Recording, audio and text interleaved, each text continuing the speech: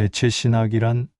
대체신학을 간략히 살펴보면 유대인들은 유대인의 왕으로 오신 구원자요, 메시아인 예수님을 거부하고 십자가에 죽게 하였습니다. 그리고 사도들과 많은 그리스도인들을 박해하였습니다. 이런 이유로 유대인들은 하나님께 저주를 받아 디아스포라로 인하여 이스라엘 국가가 없어지고 유대 민족이 세계 각국으로 흩어지고 버려진 것으로 믿게 되었습니다. 그래서 분별이 없는 엉터리 거짓 신학자들이 이스라엘 국가와 유대 민족이 없는 것으로 여겨 교회가 하나님의 선민으로서 이스라엘을 대체하고 하나님의 언약이 취소되어 교회로 옮겨졌다고 주장하는 신학 이론입니다. 그러나 이는 하나님의 뜻과 경륜 그리고 성경 말씀과는 전혀 다른 한낱 거짓된 신학 이론에 불과합니다. 하지만 대체 신학을 믿고 따르는 자들은 성경을 읽고 해석할 때 모두 교회로 적용 해석하기에 하나님의 말씀을 바르게 알 수 없으며 바른 진리를 벗어나 잘못되고 거짓된 늪에 빠지게 됩니다. 사도 바울은 로마서 11장 1절, 2절에서 이스라엘을 절대 버리지 않았다고 분명하게 말씀하고 있습니다. 로마서 11장은 왜 이스라엘이 눈멀고 넘어지고 가지 중 얼마가 꺾이게 되었는지, 그리고 그들이 어떻게 다시 구원을 받게 되는지에 대해 분명하게 가르쳐 주고 있습니다.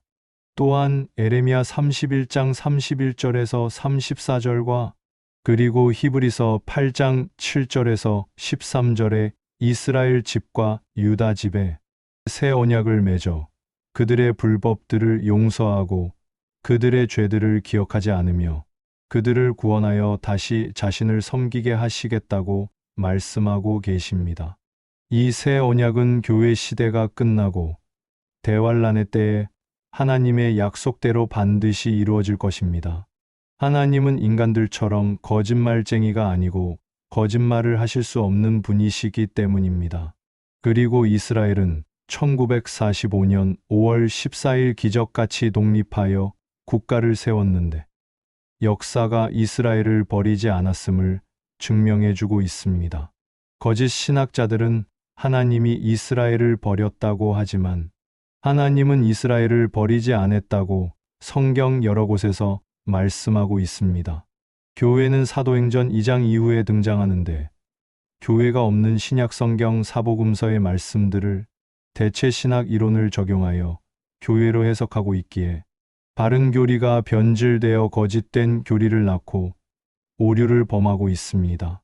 많은 문제와 모순이 발생하지만 이를 무시하고 억지 해석 또는 영해를 함으로 진리가 가려져 바른 믿음과 바른 신앙이 아닌 잘못된 믿음과 잘못된 신앙으로 인도합니다.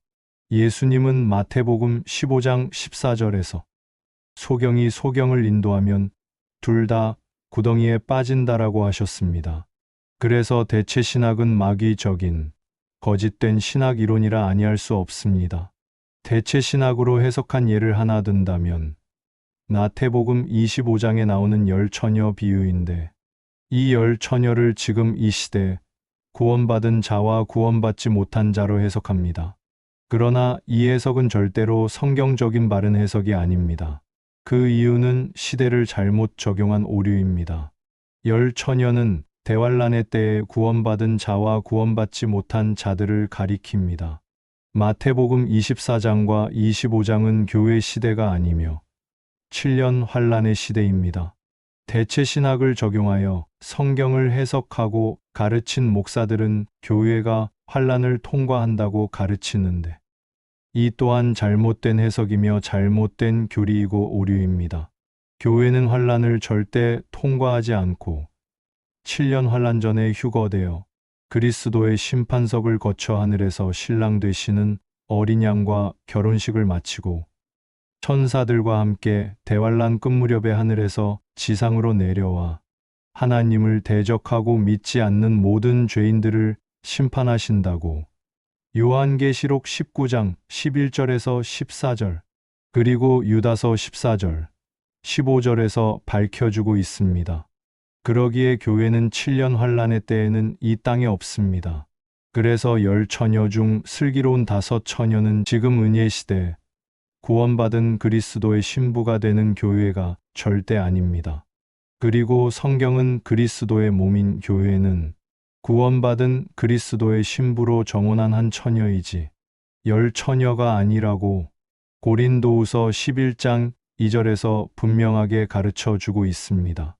달란트 비유와 양과 염소의 비유도 마찬가지로 교회 시대로 적용하면 잘못된 적용이며 오류이고 잘못된 해석을 낳게 됩니다. 이 역시 7년 환란의 때입니다. 성경에 기록된 말씀이 바로 해답을 제시해 주고 있습니다. 마태복음 25장 6절, 10절, 19절, 31절을 보면 주 예수님이 하늘에서 이 땅에 재림하는 때이며 재림하여 심판하는 때임을 분명하게 말씀해 주고 있습니다. 그리고 대부분 목사들이나 교인들이 개역 성경, 복음서에 기록된 천국을 구원받은 사람들이 죽어서 가는 하늘나라로 생각하고 있는데 이는 아주 큰 오류입니다. 이 천국은 하늘에 있는 나라가 아니라 땅에 세워지는 하늘의 왕국입니다. 주 예수님이 재림하여 구원받은 성도들과 함께 왕들로서 통치하는 그리스도의 왕국인 천년왕국을 가리킵니다. 그러기에 마태복음 25장은 이 시대도 아니며 이 시대 구원받은 자들인 교회도 아닙니다. 이 시대와 교회로 적용하는 것은 완전 오류이며 틀린 해석입니다.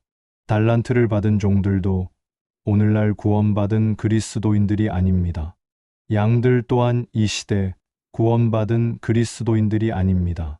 모두 7년 환란 때 구원받은 사람과 구원받지 못한 사람들을 말씀하고 있습니다. 다시 한번 간략히 정리하면 첫 번째, 교회가 없는 복음서를 교회로 대체하여 성경을 해석하는 것은 정말 성경에 대한 무지이며 잘못된 적용입니다. 대체 신학이란 거짓된 이론을 사실로 믿기 때문에 적용하는 것입니다.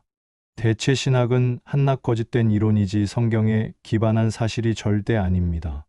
두 번째, 마태복음 24장, 25장은 현 시대 곧 교회 시대인 은혜 시대가 아닌 7년 환란 시대입니다. 시대를 모르고 이 시대로 적용하니 당연히 잘못된 해석을 낳고 오류를 범하게 됩니다.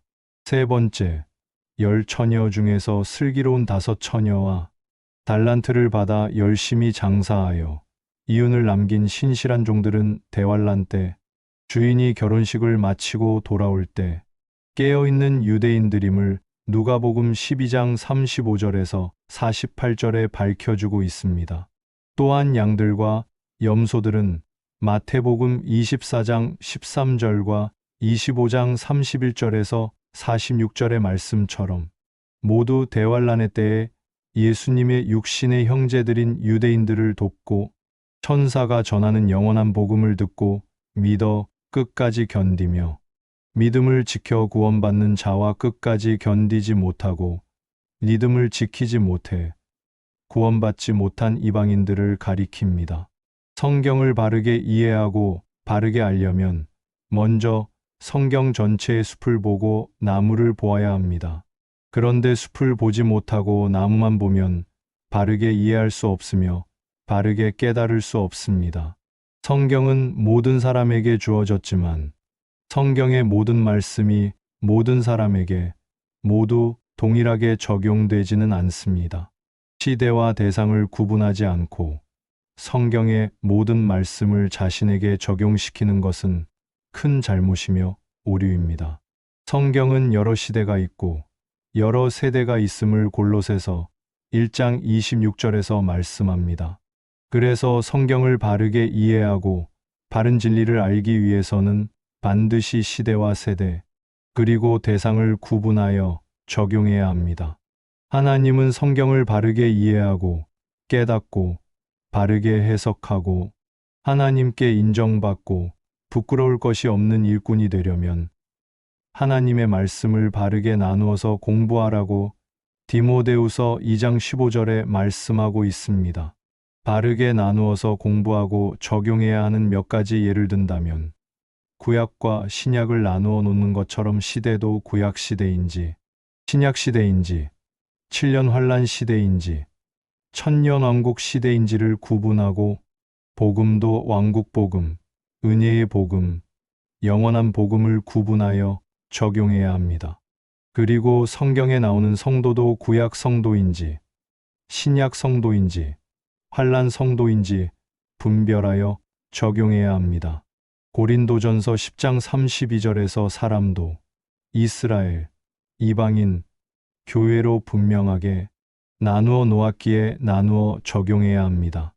그런데 마땅히 나누어 적용해야 할 말씀들을 나누지 않고 해석하면 성경을 바르게 이해하지 못하고 진리를 바르게 알 수 없을 뿐더러 삼천포로 빠지게 됩니다. 거짓된 대체신학이란 안경을 쓰고 성경을 해석하면 거짓된 해석을 낳고 거짓된 교리를 낳게 됩니다. 대체신학은 마귀가 신학자들을 통하여 바른 진리를 알지 못하도록 만들어 놓은 뛰어난 작품 중에 하나입니다. 성경을 바르게 이해하고 바르게 알려면 우리는 대체신학이란 사탄 마귀가 만들어 놓은 것을 벗어 던져버리고 맑고 깨끗하고 순수한 마음으로 하나님의 말씀을 대할 때 비로소 바른 해석과 바른 교리를 통해 바른 진리를 깨달을 수 있습니다. 감사합니다.